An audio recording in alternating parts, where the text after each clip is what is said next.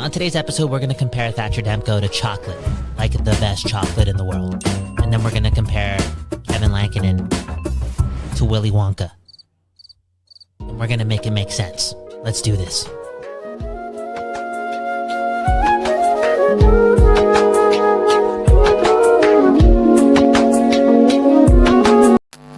The following is a hockey podcast out of Vancouver and Surrey, British Columbia. It'll only consist of a lot of puck talk and even more BS, or in actual words, banter and satire. Enjoy, and as always, go Canucks go.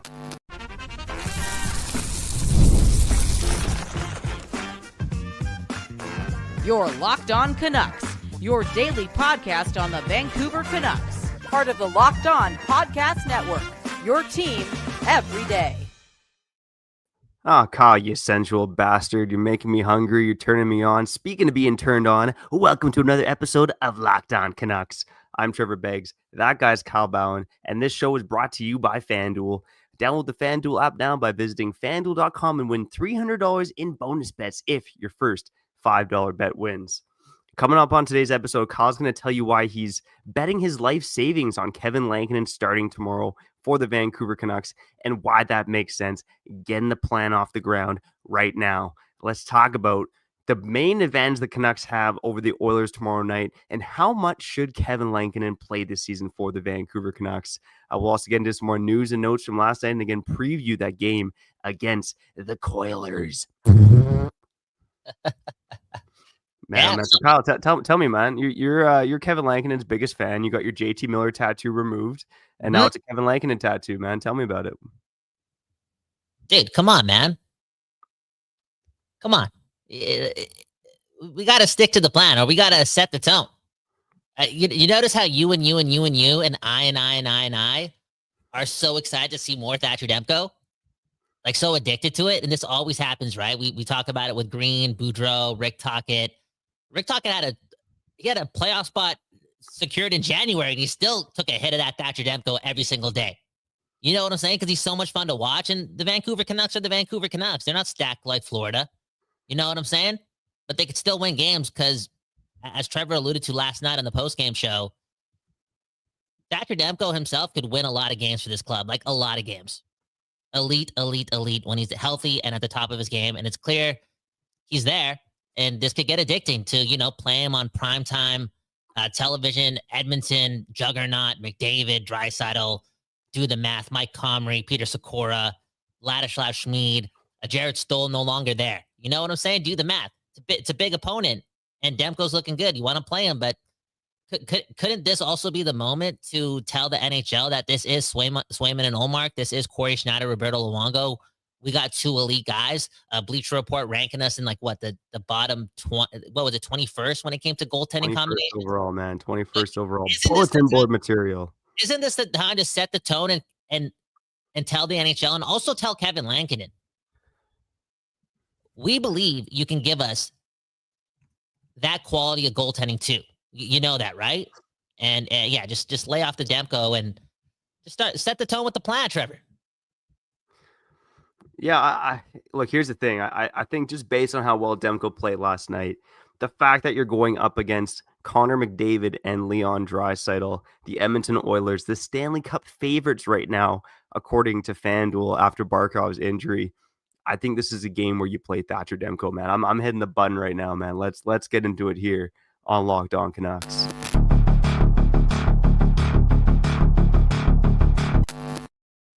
Kyle, I know you got yourself turned on starting this episode, man. And, talking, setting the sensual music, talking about chocolate, rubbing your Kevin Lankinen ass tattoo. But I'm telling you, man, tomorrow is the night to start Thatcher Demko. This tandem, it should be a 60-40 split, right? Like, it shouldn't be they swap games every night, right? I'm looking, this is a 60-40 split. So that would mean about 48 to 50 starts for Thatcher Demko. And about, 32 to 35 stars for Kevin Lankinen. Like, that is the sweet spot for your Vancouver Canucks. And tomorrow night, again, since you're playing on paper, one of the best teams in the NHL, the Cup favors, Connor McDavid, Leon Draisaitl, and a division rival, you got to put your best foot forward and put Thatcher Demko in net. Kevin Lankinen's going to be here. You got 80 games to go after Saturday night. Look, this should be pretty close to an even split, probably 60-40 for Demko, But on a night like tomorrow night, on Hockey Night in Canada, against a division rival, on paper the best team in the division, this is a night to play Thatcher Demko. And oh, by the way, his save percentage against the Edmonton Oilers, 9-11, but he's only won 6 of 16 games against the Oilers. He has not had much run support playing this team. Kevin Lankinen in his 6 career starts against the Oilers has like an 854 save percentage. That's his second worst save percentage against any team in the NHL throughout his career. So, man, oh, man, tomorrow, I guarantee you, man, it's a Thatcher Demko night, and that's the way it should be. Holy, dude. Had to throw Kevin Lankinen under the bus. Did you pull out your calculator and just beat him in the head with it, saying his save percentage is 467?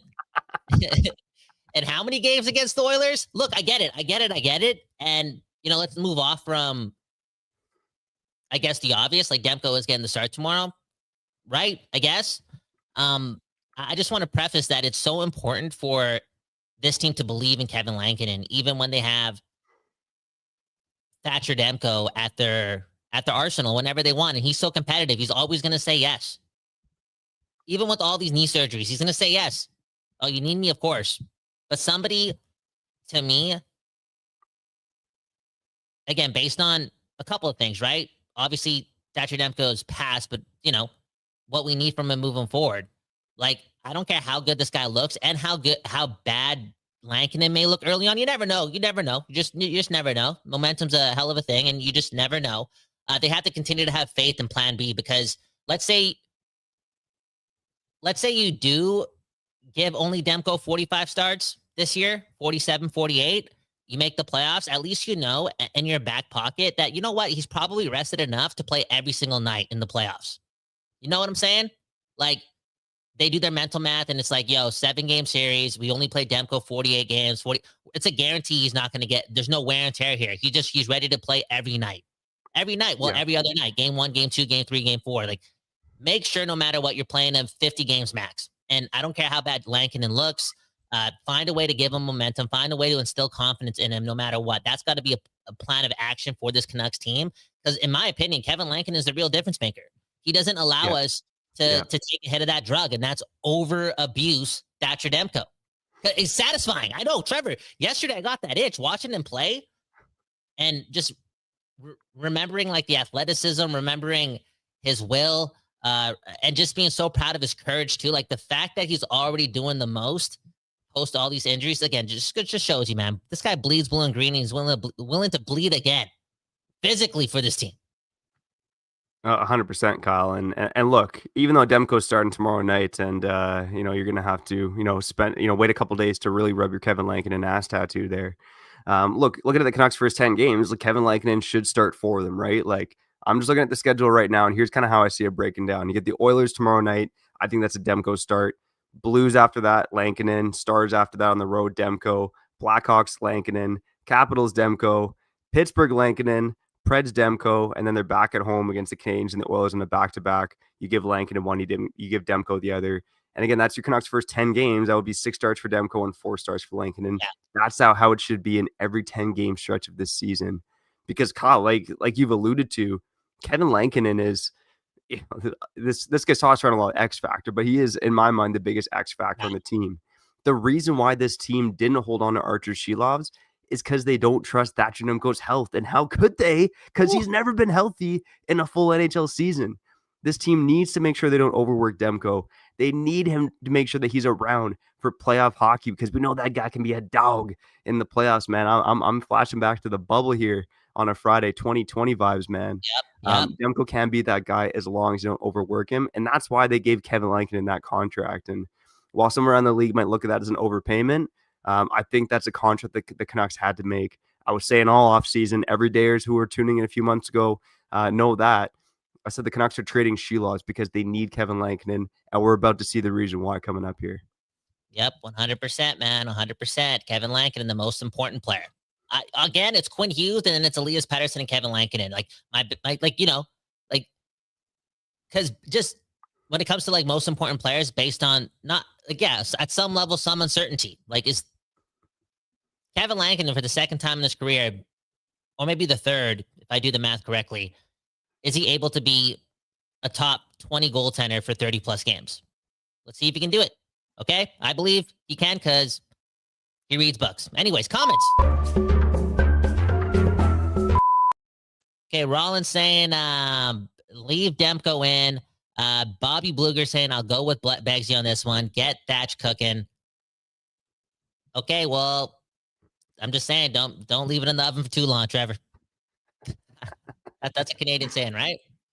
Yeah, something like that, man. Look, it's looks like I won this battle at Begsy versus Bowen, but I'm more looks than brains, so I'm not going to win every one of these, Cal. It just is what it is, man. Sometimes you just got to take the L. It's all good, man. Again, all good. Lankinen has to be really good because it's so appealing to play Thatcher Demko. He's a game breaker. You know, I'm reminding myself this guy's an absolute game breaker, and a first year head coach. He's so desperate for wins, right? We talk about Manny Malhotra a lot. We talk about even money in general. Like Adam Foote's not getting paid like primetime dollars to be a coach. Like he needs wins, and I just hope that no matter what, the coaching staff sticks to the plan and takes their hit of Lankinen too. Like they need to take both of these doses. And we said it off the top. Thatcher Demko's the chocolate. Like again, Lankinen's like the Willy Wonka. He makes all this work. It feels like that for real, especially with that keynote, Trevor. And maybe end the first segment on this note. But it's like when the playoffs. Okay, this is crazy. Should I stop talking about the playoffs? No, I'm gonna do it. When the playoffs start, let's say we make the playoffs and we do this 60-40 split. There's going to be a question, right, going into the playoffs. Like, should they do the same in the playoffs based on that recipe working for them, giving them success? The rest, maybe giving the opponent a confusion when it comes to like how they're preparing because they have to face two goalies in a series. Blah blah blah. All this math, it's going to be brought up, but you never see that happen. A and B, you got Thatcher Demko. Like that guy bleeds again, blue and green. He's uber elite when he's healthy, and his competitive nature strikes me as someone that you just want to give him everything, give him every opportunity. And if he only played 50 games, there's chances are again he could last that long. Yeah, I think it's gonna be a fascinating conversation to pick up as we get further on in the season. But that's where I'm leaning, Kyle. I mean, again, Demko hasn't proven that he can just start a number of games and remain healthy. So I think if you get to the playoffs, it's going to be situational. But if the series is tied or the Canucks are up, I think you start Kevin Lankinen. And I mean, look, this isn't just your typical backup. Like this guy, can be a starter for points of a season, right? Again, it's not like you have Stuart Skinner and Calvin Pickard in net. Like you can actually trust both of these goaltenders. So yeah, I think when it comes to the playoffs, when the Canucks are in the playoffs, I would not be shocked in the slightest if you see a Demko Lankinen split. Let us know in the comments who should start tomorrow night. And when it comes to the playoffs, should Thatcher Demko get the run, or should Cal rub his Kevin Lankinen ass tattoo and pray for some Kevin Lankinen starts in net? I think it makes some sense. Coming up on the other side, let's get to some news and notes about the Vancouver Canucks. I also want to talk about the best fourth line in the NHL. What? That's all coming up next on Locked On Canucks. All right, before we get back to the show, let's shout out our friends over at FanDuel, baby. And man, oh man, said it on the post-game show last night, but I'm more wrong than right when it comes to betting. But it's fun to get some skin in the game. And man, oh man, Jonathan Lecker-Mackey, anytime goal. I was liking that one, plus 450 if you wagered on it. And hey, that would have paid you, 4.5 times your money. Oh my God, $45 if you bet 10. And not only that, if you use FanDuel and you're a new customer right now, if you bet just $5, you can get up to $300 in bonus bets if your bet wins. Looking at tomorrow night for your Vancouver Canucks, the Edmonton Oilers, the heavy favorite, one of the biggest favorites on the schedule tomorrow, man. Whoa, the Canucks getting disrespected, man. The Canucks on the money line, or the Canucks to win tomorrow night, plus 150. So if you bet $10, you can get $15 back if the Canucks win. Whatever bet you're placing, make sure you do it on FanDuel. What is this? Halloween betting, man. Let's go. Make sure you use FanDuel again. Bet $5, get $300 in bonus bets if your first bet wins. If you're a new customer, go check it out on FanDuel.com.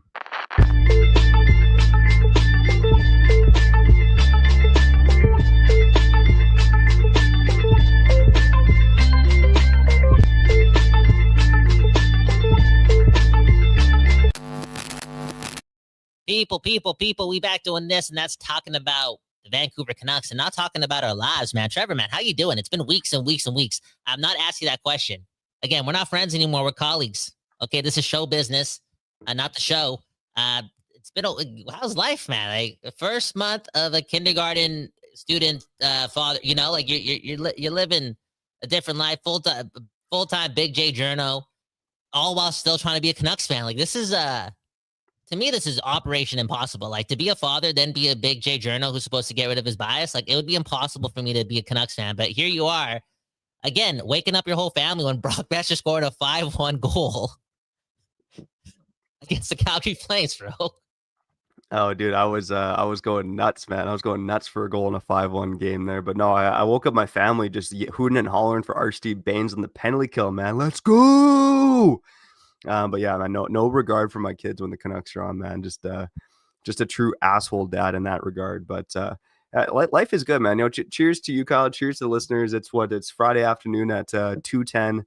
I'm sipping a cider. I was chilling with my wife. Day off today, man. Look, shout out to Daily Hive with the flex day, man. You know, the modern work environment. So just working here at Locked On Canucks. I guested on Edmonton Sports Talk Radio, shit talking their decision to not sign Kevin Lankinen a year ago. So it's been a great day, man.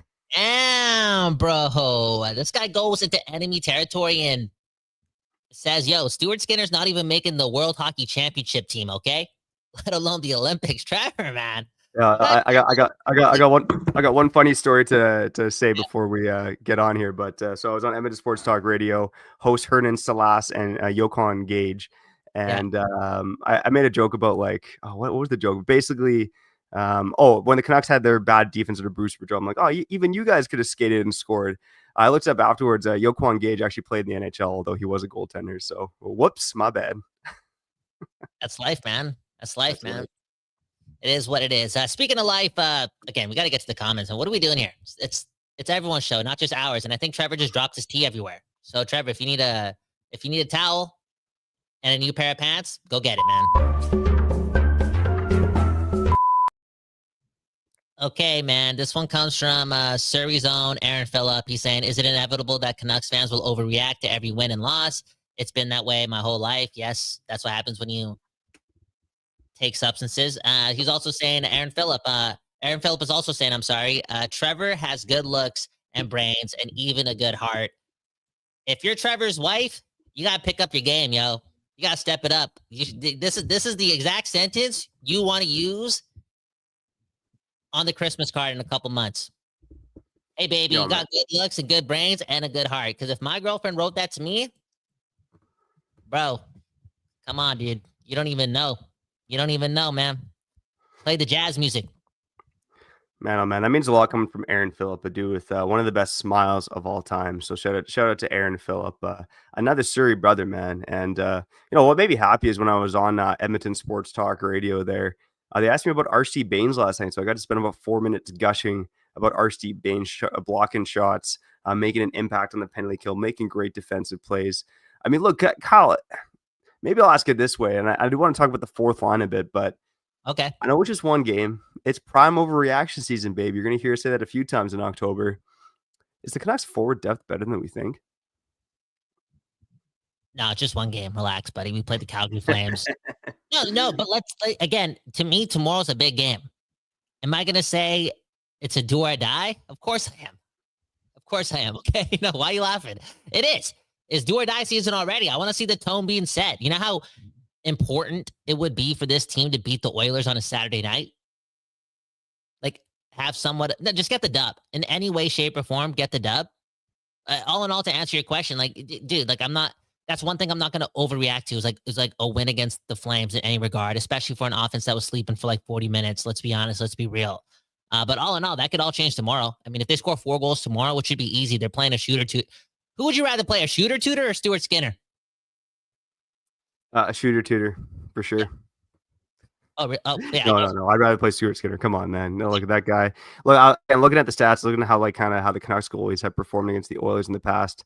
Stuart Skinner, he's had a couple of good playoff games against the Canucks. He's also had a lot of stinkers, but overall in the regular season, he's got a save percentage similar to Kevin Lankinen's, about an 8.59 save percentage against the Canucks in regular season action. Calvin Pickard's been way better. In 4 starts, he has a 9.18 save percentage against the Canucks. So that's a fascinating decision. I know this isn't an Oilers show, but it'll be fascinating to see who they go with in goal tomorrow night. Sorry, Kyle. No. Come on, don't say sorry. I should be sorry. I got emotional there. And yeah, honestly, I've listened to a lot of conversations 32 thoughts. I'm addicted to the game of hockey. I listen to everything. Stuart Skinner's been on a couple times, and he seems like a nice guy. He seems like he does have, there's room for him to grow as a goalie. But all in all, like Calvin Pickard's a better goalie than Stuart Skinner. That's he is, but not by much. Like he's a backup. He's a backup. Yeah, but right? Stuart Like Skinner he has some bad games too. But Stuart Skinner's a backup too. Like I just think I'm taking Kevin Lankinen. If I had 100 games and I got to win only whatever that question is, I'm taking Kevin Lankinen 100 times over Stuart Skinner. And I'm probably taking Calvin Pickard 65 times, to be honest. All in all, though, like, again, not an Oilers show. Another reason why it would be interesting to start Kevin Lankinen is just so I could chirp my cousins and be like, dude, come on. We beat you with Kevin Lankinen in our backup. Like, he's way better than Stuart Skinner. You guys need help. All in all, though, what are the questions you got surrounding the game tomorrow? Well, I'm kind of curious about the Canucks depth matching up against the Oilers depth, right? And we all know like Leon and Connor now on the same line with Trent Frederick. He's the new guy who gets the plum assignment there. A little fantasy hockey tip. If I had Oilers on my fantasy hockey team, which I refuse to do, this is the guy that drafted Quinn Hughes second overall in our Locked On Fantasy Hockey draft. But I'm thinking about the depth. And, one of the things that stood out to me last night that we didn't really talk about in the postgame show was how good that fourth line was of Drew O'Connor, Aatu Räty, and Kiefer Sherwood. And I did touch on it last night a little bit. But to have guys like Drew O'Connor and Kiefer Sherwood on your fourth line is a luxury. Like, I do think those are third line caliber players. Okay. Drew O'Connor, I think, obviously, you could make more of an argument for him on the fourth line, but this is a guy who's played third line throughout his career, played 84 games last year, second in the NHL only to Cody Ceci. But those guys were grinding in the corners, right? You can see the tenacity of O'Connor and Sherwood. I thought O'Connor also made a great play on the first goal, just kind of head faking one way, getting the puck to Kiefer Sherwood in open space there, allowing him to rip home. And Aatu Räty as well. Like I think this guy, we don't know if he's a third line center yet. I certainly think he got better as training camp and preseason went along, and he has the potential to be a third line center. But right now, he's a very good fourth line center. And tomorrow night the Canucks, just based on the Oilers lines right now, it's Vasily Podkolzin, Noah Philp, and Kasperi Kapanen on the fourth line. Kapanen's got some speed. We know that the Oilers are horny for Podkolzin. They love the guy. Noah who? I'm not even sure. Noah Philp's played a few games for the Oilers. But man, oh man, I mean, the Canucks fourth line, I think that's an edge for this team. Well, I put a little bit of respect on Noah only because, again, I sometimes petty watch. I'm just being honest, and I'm addicted to the game of hockey, so I'm watching some Oilers, scouting. And that guy's fast, the Noah guy. He's fast. Straight up. But yeah, sure. Just having Kiefer Sherwood on a fourth line. Kiefer Sherwood he's arguably, again, this guy's a guy who, I can say this based on Quinn Hughes scouting him, breaking records with the hits and almost scoring 20 last year. Like he had 19, right? Kiefer Sherwood is on his way to become one of the best bottom six players in hockey. Like he's a good player. I'm not going to call him like Connor Garland quality as when it comes to like play driving and just making ish happen on both sides of the rink, but it's coming to like poor man Connor Garland. Like this guy's doing things on his own, and let's not devalue the shot. And we're talking about the game of hockey. Like the fact that this guy now has 20 goals to the Vancouver Canucks. My mental math, my mental film, don't have the calculator, don't have the charts. I'm sorry. I'm just Kyle Bowen, but the mental math or the mental film is telling me that like 9 of those goals that he scored out of the 20 in his last like 83 with the Canucks is like, he's doing that himself.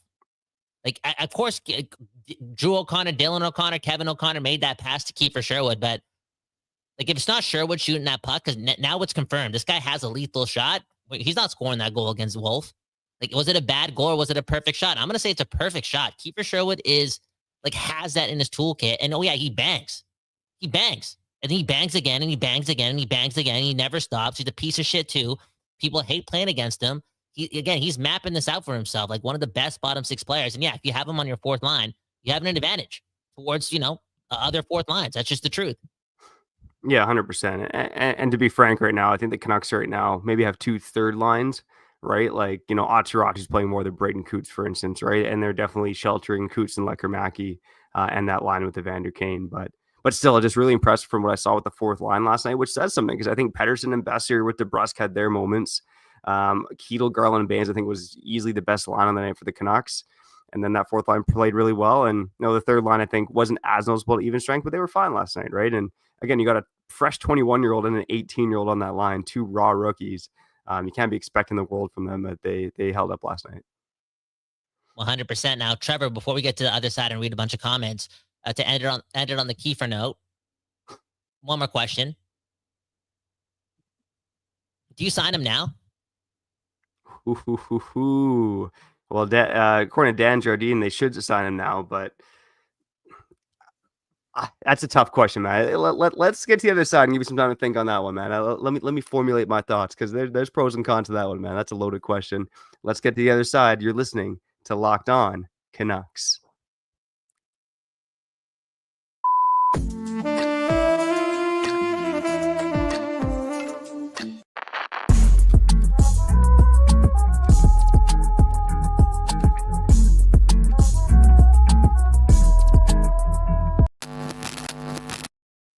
Should the Canucks re-sign Kiefer Sherwood, Trevor Beggs, Kyle Bauman? Locked On Canucks. Kyle, if they're going to re-sign him, I think they better do it sooner rather than later. And there was reports from Irfan Gaffar yesterday about how the Canucks have had talks but no negotiations with Sherwood. What does that all mean, man? But Kyle, I think it does depend on the contract overall. I mean, Kiefer Sherwood is a fan favorite. Like, don't get me wrong, but he's going to double his contract. He's going to be at least a $3 million player. With the cap going up, I mean, reports now it might not even be 104 million next season. It might be 107. Kyle, he's 30 years old. Like, what if the contract's like 5 times 5 for Kiefer Sherwood? Like, are you doing it? Because I do wonder, based on how he played last year, if he continues to have a hot start here and they wait to sign him, like, does Kiefer Sherwood price himself out of Vancouver? Does he look to kind of sign, I don't want to call it a team-friendly deal, but maybe a fair deal? Or does he go chase the bag as a guy who's grinded through the AHL throughout his whole life and has never had a big NHL contract? But like, do guys like this get 5 times 5? I understand. With the cap being 107, I think it could be easily 4+. Okay, but look at Pius Suter last year. Like, he played so incredible, so clean, so proficient, a different game than Kiefer Sherwood. And I know Kiefer Sherwood got all those like sexy things going on, like the banging, the energy, even the way he connects to the fans. Like the fact that he is saying like, "Oh, we do this for you." At 32 and a half years old, like, I still felt something when he said that. Honestly speaking, bro, it felt good. Like, I love it when, my favorite athletes, sweaty men, say what you want. They just say that to my ears. We're doing it for you. Something happens to you. I'm like, yes, you're one of us. It's like this guy already bleeds blue and green and orange and red and yellow or whatever the Canucks colors are. I know he rainbows for sure, man. I know he has all that, and Pius Suter didn't. But Pius Suter arguably is equally as efficient, if not more, and has a longer track record than him in doing so, and is elite at penalty killing and middle six Swiss Army knife center. Like, he could play top 6 minutes, like for 20 games, 15 games a year, and kill it. All in all, but he got 2 years at what, $4 million per. So I don't know, confusing times. You know what? Let us know in the comments. How much would you sign Kiefer Sherwood to an extension right now? Speaking of the comments, we got to get to some here on Locked On Canucks. Okay, thanks for the super chat. My Mother Knucker, PD was way more active last night on the bench, looked engaged and focused. What's happening to me? Mother Knucker, doing something here. Again, it took us 29 minutes to bring up Elias Pettersson. I think I'm doing better at this. I think the therapy's working for real. But yeah, just one day after Pettersson's performance yesterday, like Mother Knucker, I feel like because I've always been on the bandwagon and I've always had belief, but I feel like tomorrow when watching Elias Pettersson, as much as I'm going to want the points, I'm going to appreciate all the little things that he does excellent. And, the B, I think I gave him a B yesterday. I still would stick to that, but I feel like if he does that again against the Oilers, I might give him a B+. Yeah, man. That's again, I think it's good. It speaks to the Canucks' depth. And again, we're one game and let's not overreact too much, but let's overreact a little. I think the depth is the reason why we're talking about other guys other than Elias Pettersson, who I thought had a good game last night, to be honest with you. And I'm going to hop back quickly to Sherwood. Yep. I think I'd be comfortable with the Ilya Mikheyev deal. 4 years, 4.75 per. If you get him for less, that's great. But that's kind of that tipping point where I'm thinking if it's higher, I start really questioning like whether you give Sherwood the money or not. But that's, and again, that seems like a lot of money, but the cap's going up to $107 million, right? Like, 3 million, 4.75 is the new like 3.25. You know what I mean? So yeah, that's kind of where I'm leaning. Is it though? Like, I think so, man. No, is it though? Because like to me, this is what I'm doing too with Kiefer Sherwood. I'm like, yo, Connor McDavid took 12 and a half. You had one good season. You had one 20-goal season. You had one $4.5 million season. If we sign you today, like that's the bottom line. Like, is there any way you can take a little bit of a discount for us? Like, you did this for 1 year. Connor McDavid just did it. Jack, quote unquote, I know Jack Eichel had the tax advantage in Vegas, but he just did it. Right? Kyle Connor did it in Winnipeg. They took pay cuts. So Kiefer Sherwood, I'm like, yo, I think there's a chance that he might even, if they sign him today, you could get him at like 4x4. Okay. And dude, the Kiefer Sherwood, I can see what it's doing to your eyes, man, because you drew it back to Kiefer Sherwood 2 minutes after you brought up Elias Pettersson. Like, this is crazy. He's becoming an important piece to the puzzle here. And I don't want to see him leave. But yo, we saw Pius Suter leave. Like, yo, Kiefer Sherwood may leave. Let's get to the comments. Lucas Wright saying $3 million per year for the next 4. Greener saying 4x4 for Woodsy. Okay, wait, hold up. 4x4 for Woodsy. Like that for the lumber industry in the city, like the BC, Kiefer Sherwood, you want to be that enthralled into the city, like that connected into the city, sign the 4x4 for Kiefer Sherwood. Honestly, man. Again, Kiefer Sherwood is a fan favorite. He's like, again, I grew up on South Park, the WWE, Malcolm in the Middle, Don Cherry, right? Dude, Kiefer Sherwood connects to me. Like, that's the guy I want on my team every single game. Yeah, 100%, man. Kiefer Sherwood, 4x4. That makes too much sense. By the way, Pius Suter last night, I don't know if you saw, Kyle, but the St. Louis Blues got whipped 5-0 by the Minnesota Wild. Pius Suter led all St. Louis Blues forwards in ice time last night, playing 18 minutes and 11 seconds in a 5-0 losing effort. So I found that kind of fascinating. More than Braden Shen, more than Robert Thomas. This guy was their third line center on paper, but for some reason ended up playing 18 plus minutes last night. So yeah, good luck in St. Louis there, Pius. Yeah, Pius, man. I'm not gonna lie. I still miss him, but Ratu made me think a lot too, man. You're talking about the depth. You're talking about all these things. We're talking about Kiefer Sherwood. We're talking about Kevin Lankinen, and more than we're talking about a lot of players who actually played last night. And just, again, doing the mental Rolodex, Aatu Ratu was really, really good. More comment. This one goes to Aaron Phillips too. I think I saw it here, right here. Thanks for the $10. Okay, one left to Kyle and Trevor. Again, this is supporting local business. Aaron Phillip, I'm assuming he's from Surrey because the way he talks, like he has Surrey on his mind all the time. He's got some Surrey pride in him. I can tell the way he looks like a guy from Surrey too. Oh, Canada. Okay. And, Trevor, again, he's supporting local business. You've been supporting local business for a while. Archie Baines, you're his biggest fan. And I'm sorry, man. I want to see Elias Pettersson. Like, when it comes to our forwards and where my attention is going to be tomorrow, it's like Elias Pettersson number 1, and it's not even Filipino number 2. It's Archie Baines. Man, oh man, get that Archie Baines jersey in the mail, buddy. Let's go. Yeah. Again, I think I saw a comment. I don't know if we have it highlighted there. Here, let's go to 1Q3ER5, man, with a couple of great comments. Yeah, we can't read that one. See, you got to spend one. No, you can read it, but you can't put the name on the screen.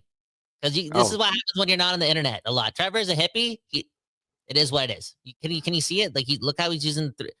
I don't know what it means. It could be some internet. I see. I think I see what you're trying to do. Okay. Well, I sort of get it. Anyways, he said Baines played well, but he said he hopes he keeps Baines on that line for 5 to 10 games. And I thought it was a 3-game addition, but I think he might have extended a couple nights after last night's performance.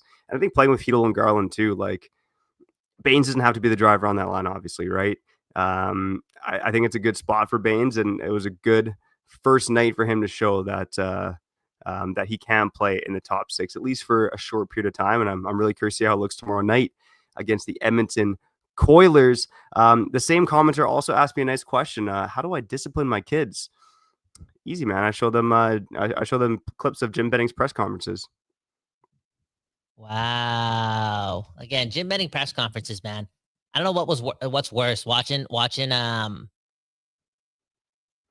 like ball hockey live or watching Jim Benning press conferences.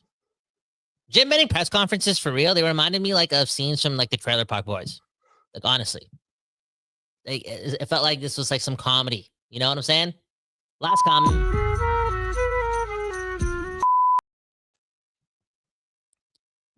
Oh man. Where did I want to go with this? Oh yeah, Lefty. Okay, Lefty saying if Bluger is healthy, Ratu sits. In my opinion. I don't know, man. I think it's RG Baines versus Ratu right now. No, I throw Braden Coots in that discussion. I think, Braden Coots is a nice story right now, but, they're sheltering him. He's 18 years old. Look, fans want to see Braden Coots over Teddy Bluger, don't get me wrong, unless your name is Bob Bluger. But yeah, based on last night, like, you're not sitting Evander Kane, who I think was probably the least effective of all the Canucks forwards. You're not sitting Lecker-Mackey.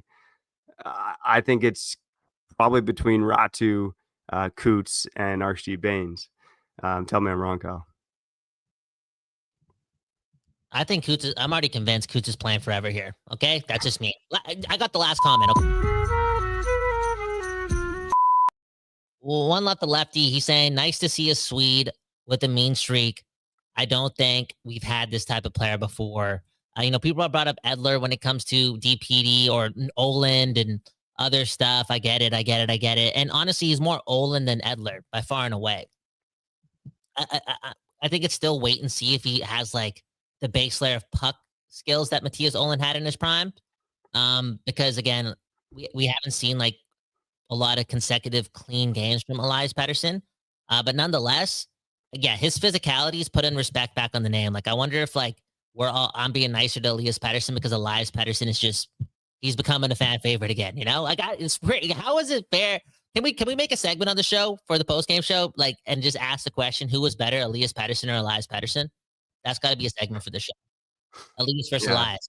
Because the irony in all this, like, that's what makes Elias Pettersson DPD also magical. Like, the connection with the name and the fact that he can back it up with good play, but also just that physical stuff that we love, and his relentlessness and his lack of fear, for real. This guy's still a young dude. Don't give a puck, man. Willing to do whatever it takes to instill pain. Man, oh man. Elias Pettersson, right now I'm taking him over Elias Pettersson, okay? For real. If I'm building a... Wow, come on. Now, I'm hitting the button one more time before we get out of here, man. What the hell are you talking about?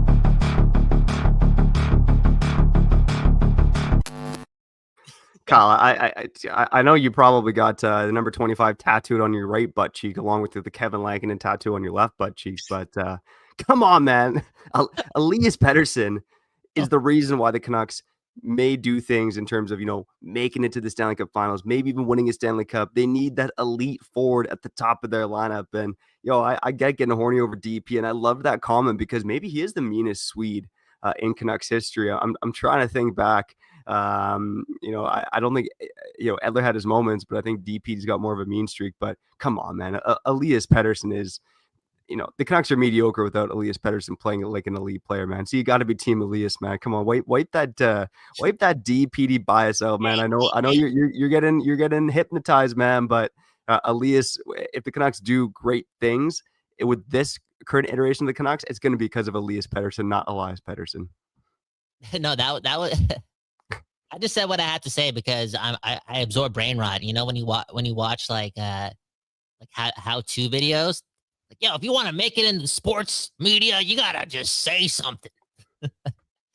And that was funny. Elias over Elias. That was funny. All in all, I like it physical, Trevor. I like it rough. I like Elias, but Elias Pettersson's game is just always always present. He's always doing something. I feel like even if the Canucks lose games 4-1, he's gonna instill some pain. And like that, you take like those little like those little things that come out of games or come out of like rivalries. Like I could even see in a playoff series where again the Canucks lose in game 5. There's game 6 coming up.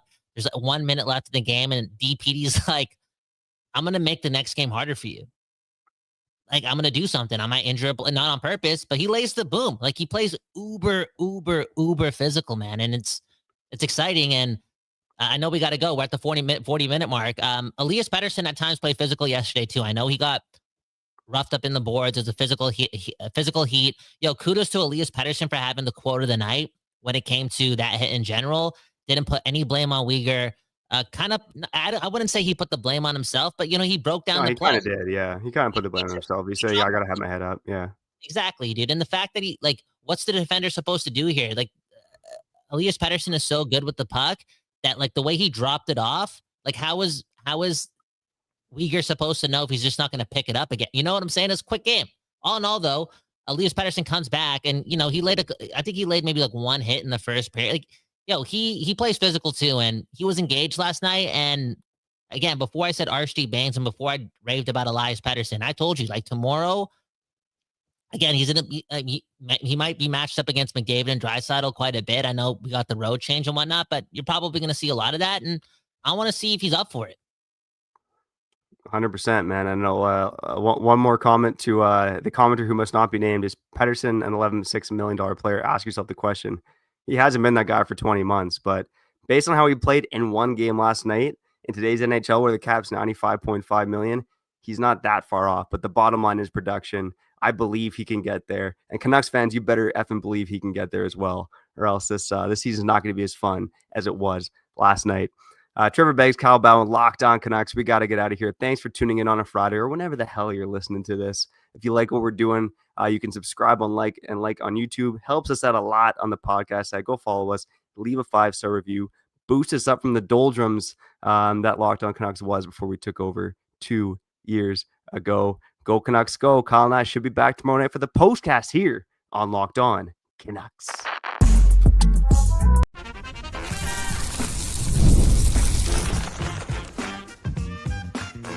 Your Locked On Canucks, your daily podcast on the Vancouver Canucks, part of the Locked On Podcast Network, your team every day.